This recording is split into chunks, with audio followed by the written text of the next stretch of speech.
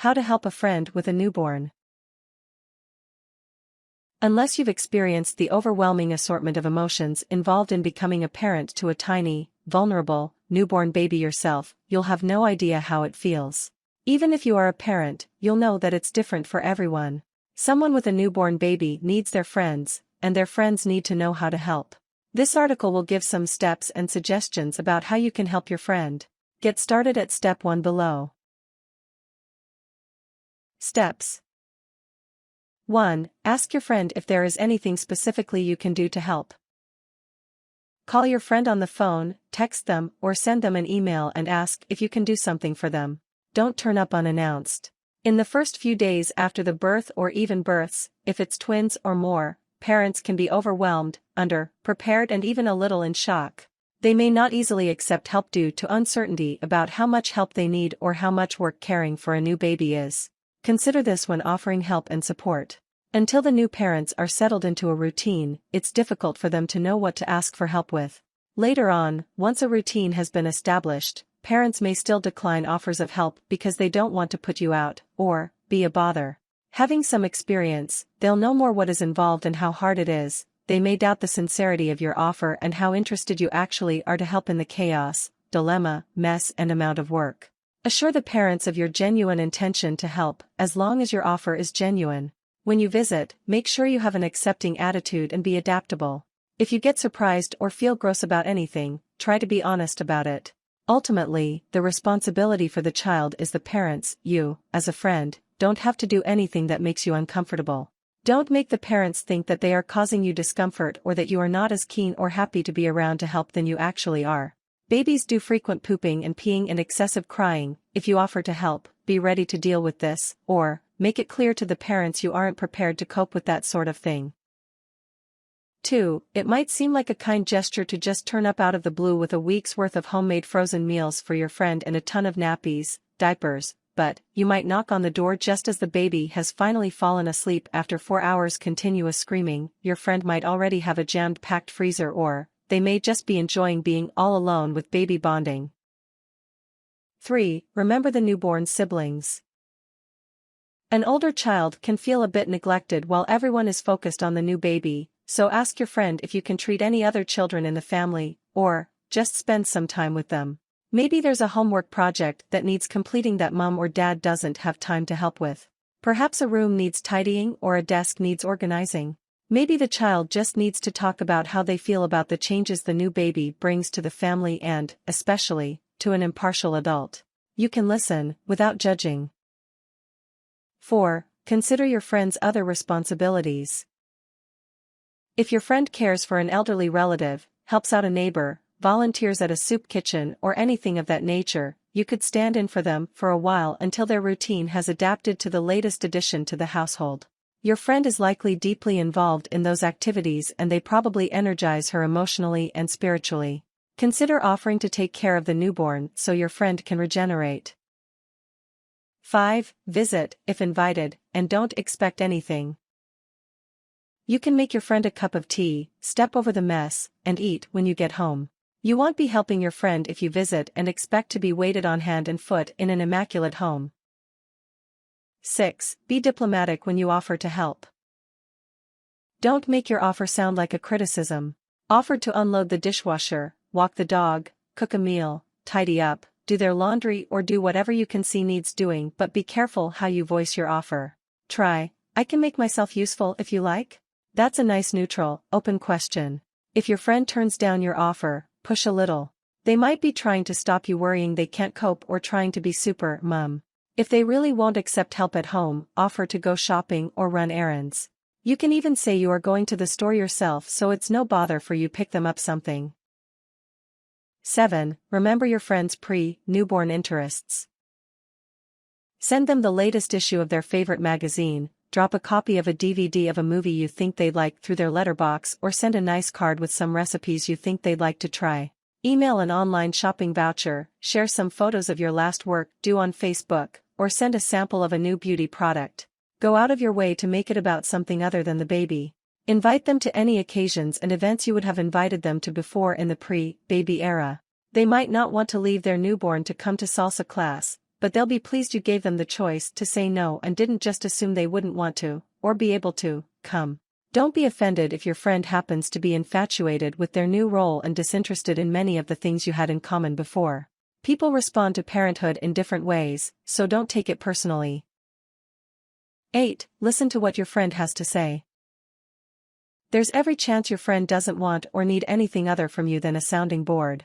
Weird things can happen during a birth and babies can do unexpected things to the family's emotions. Let your friend tell all about what freaked them out, what amazed them, what was wonderful and what wasn't, and do not try to top it either with your own, or another's, birth horror stories or magic moments. If your friend is looking for reassurance that things are normal, give it, if you think that is the case. They may have many things to complain about because of the changes, how exhausting they are finding things or other unexpected occurrences. Hear your friend out. If neither of you are sure what's normal and what ought to be a concern, look online together. There are lots of websites you can peruse about being a new parent. Some are funny as well as informative and some are downright bizarre, so get surfing the net and have a laugh about what some people are prepared to tell the world about some very personal subjects. If you are worried about your friend's health, or that of her baby, try to persuade her it's okay to ask for help and suggest that she seek advice from a medical professional. Assure her that it's right for her to trust her instincts and get anything that is really worrying her checked out, even if it turns out to be nothing, especially if it turns out to be nothing. Learn how to recognize the signs of postpartum depression, just in case. 9. Bring your friend a couple freezer meals if you're handy in the kitchen. Oftentimes mothers will be very busy tending for their newborn and also rather tired from sleepless nights. Freezer meals are very convenient and easy for new moms, and are especially appreciated when it's the mom's favorite dish. 10. Don't be offended if your friend doesn't want to let you kiss the baby, hold the baby, or babysit. Some people are more concerned than others about exposing their infant to germs. You may have had 6 children and 15 grandchildren, but if your friend is anxious, she's going to worry you won't hold her baby right or you'll drop it. So, ask for a hold by all means, but don't be upset if she says she'd rather you didn't. As for taking sole charge of her precious newborn for any length of time, congratulations if you get left in charge.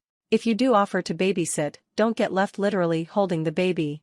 Having a cuddle while your friend takes a shower or looking after the baby for a few hours at night between feeds is fine, but if your friend seems happy to leave her baby for an extended period without a valid reason, there might be a problem. Gently ask about bonding issues and suggest she talks to her general practitioner if there seems to be a problem. If the baby seems to be crying incessantly, you may lull the baby to sleep by holding and rocking the baby side by side or slightly moving them up and down, still holding them close to your body. If you seem to be taken for granted, you may still stay for the sake of the baby. If the parents seem to be neglecting the baby for no valid reason, you may speak to any of their trusted and loving relative, if any. Try not to compare your level of involvement or affection with your own children, or the newborn with that of the parents. All relationships are different and obviously parents feel differently about their child than any friend, however close, can feel about a child that isn't theirs. 11. Try not to offer advice unless asked. There are so many ways to parent a child, and all the methods seem to be the best. Your friend is probably already overloaded with advice about what she should do and what she shouldn't do from family, books, the TV, the midwife, the other mothers she knows, as well as anyone else who thinks they know anything about babies. If you can offer some truly practical advice about something tangible like the best way to put up a cot, set up the baby monitor, or how to apply for child's benefits, offer your help and advise. If you find yourself wanting to say, I never held, fed, dressed, etc. my baby like that, have you tried XYZ? Don't. Do not let them stress you out due to your close interactions with them. Be empathetic but firm. Remember though, you can walk away, they have to deal with their offspring 24/7 for the next 16 years, it's a bit selfish for you to get stressed. If your friend asks your advice or do a particular task, answer politely and try not to get overly emotional. You may be thrilled they want your help, but keep things low-key and agree to do as they've asked, decline, offer an alternative or just answer the question, keeping their state of mind in your mind. They may be exhausted, stressed, sleep-deprived, etc. Be very clear and make instructions easy and doable so they don't get stressed about extra work. 12. Offer to help your friend get out of the house. After a few days alone, or even with a supportive partner, being cooped up with a newborn may make your friend desperate for some fresh air and wanting to get out from indoors. It can be a mission getting a baby ready to leave the house, so help with coats for any other children, finding the dog lead, putting the pram up, making sure the back door is locked or whatever else. Your friend might even feel self-conscious pushing a pram or stroller down the street or breastfeeding in the same room as other people for the first time, so you can be there to tell her she does look like she knows what she's doing. House sit or babysit while your friend goes out alone or with the baby if you're both happy with that arrangement. 13. Avoid prying. Your friend may seem to have it all: lovely new baby, nice house, wonderful devoted husband. The temptation to see if there's trouble in paradise can be strong. Don't ask when she last had sex, how quickly she thinks she'll regain her figure, or if she and husband can keep up the mortgage payments now that there's an extra mouth to feed.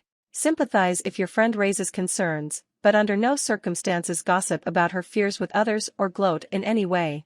Always be pleasant but not overexcited if, in the unlikely scenario, you feel like you are getting more comfortable with the environment, the baby, other siblings, or one of the parents than your friend.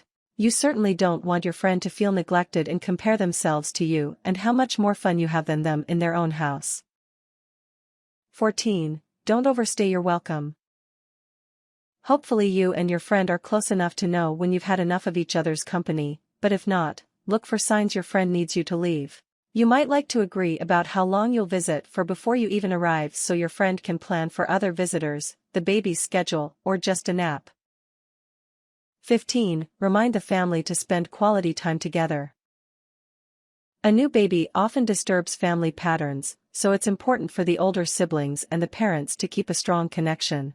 Ask if they would like to go to a restaurant for dinner or another family outing. Offer to take care of the newborn while they are away, or just ask if they want to take the baby with them. Tips. Try not to make your friend laugh if she has stitches from a C-section. Don't donate all your old baby gear without asking if she would find it useful first.